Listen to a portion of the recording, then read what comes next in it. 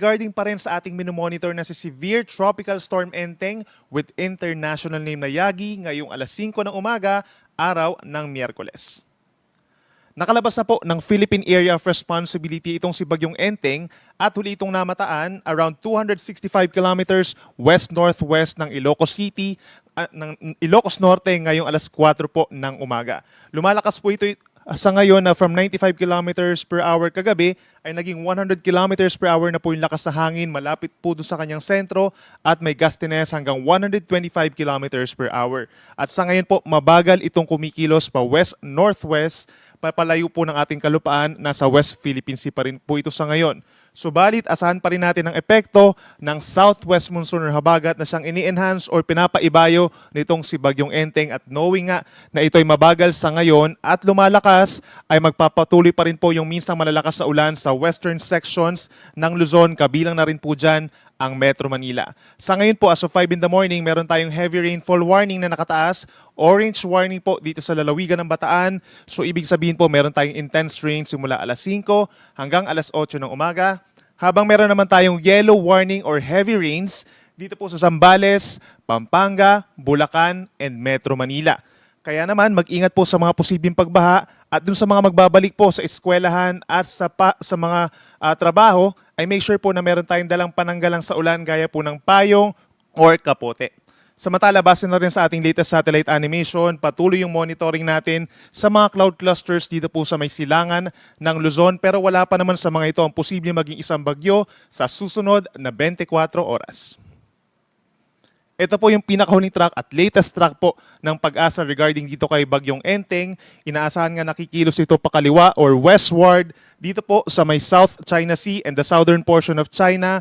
Pero sa ngayon po ay medyo malapit pa ito sa ating kalupaan sa may West Philippine Sea at around 200 to 300 kilometers away po from Ilocos Norte. Yung ding taglay na hangin ito na malalakas ay lumalayo na po sa ating kalupaan so wala na yung direct effect. At yung pinakamalalakas po na hangin na dala nitong si Bagyong Enteng ay offshore na rin po. Kaya naman wala na tayong nakataas na tropical cyclone wind signals in any areas of northern Luzon. Sa ngayon po, bagamat nakalayo na nga or nakalabas na ng Philippine Area of Responsibility itong si Bagyong Enteng, magpapatuloy pa rin po ang malalakas na mga pag-ulan sa susunod pa na 3 araw. Epekto po yan ng southwest monsoon. Asahan pa rin yung heavy to intense rains or 100 to 200 millimeters na dami po ng ulan sa 4 na probinsya, kabilang na dyan ang Pangasinan, Zambales, Bataan at Occidental Mindoro ngayong araw po at bukas. Samantala, meron naman tayong moderate to heavy rains or around 50 to 100 millimeters na dami ng ulan ngayong araw sa Ilocos Norte, Ilocos Sur, La Union, and Benguet. Habang ngayong araw at bukas, possible pa rin po yung moderate to heavy na mga pag-ulan dito sa mga lugar po sa may central southern Luzon. Kabilang na dyan ang Nueva Ecija, Tarlac, Pampanga, Bulacan, Metro Manila, gayon din ang Cavite, Batangas, Rizal, Laguna at hilagang bahagi ng Palawan, kabilang na po ang Calamian, Cuyo, and Cagayancillo Islands. So ito yung mga areas na most likely ay magtataas pa rin tayo ng mga heavy rainfall warnings and rainfall advisories sa susunod pa po na 2 araw. Samantala, pagsapit po ng Friday, September 6, bagamat malayo na sa ating kalupaan itong si Bagyong Enteng, magpapatuloy pa rin ang epekto ng habagat sa western side na lamang ng Zambales, ng Luzon, kabilang ng Zambales, Bataan, and Occidental Mindoro, pero more on mga moderate to heavy na mga pag-ulan lamang. Sa mga nagtatanong kung compared po as yesterday, ano ba yung mga magiging pag-ulan po natin for today?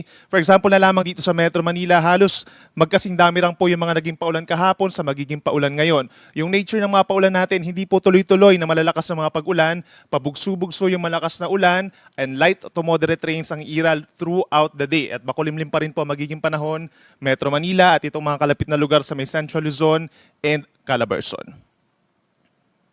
Sa natitirang bahagi po ng ating bansa, meron pa rin mga kalat-kalat na ulan and thunderstorms doon sa mga nearby areas nitong mga nabanggit natin na lugar. Kabilang na dyan ang Mindoro, Oriental Mindoro, Romblon, Marinduque, parts of Bicol Region, Quezon, and Aurora. Habang ang mga hindi pa natin nabanggit na lugar dito sa Luzon, Visayas, and Mindanao, pagpapatuloy pa rin ang fair weather conditions or bahagyang maulap hanggang kuminsan maulap na kalangitan na sinasamahan lamang po ng mga pulupulong mga ulan at mga localized thunderstorms na nagtatagal lamang po ng 1 hanggang 2 araw. Sa susunod po yan na 3 araw.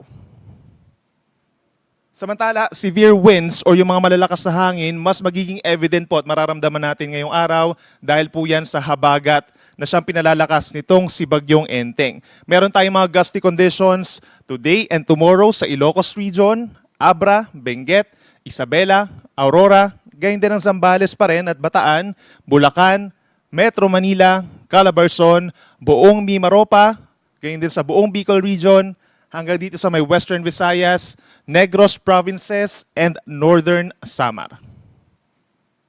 Kaya naman po, patuloy na paalala sa ating mga kababayan, dun sa mga magiging pag-ulan po natin sa susunod na 2 araw, mag-ingat po sa mga posibleng pagbaha, lalo na sa mga low-lying areas. And then may mga areas din po na hindi madalas binabaha na siyang babahain din po knowing na nagkaroon tayo ng mga paulan nitong mga nagdaang araw.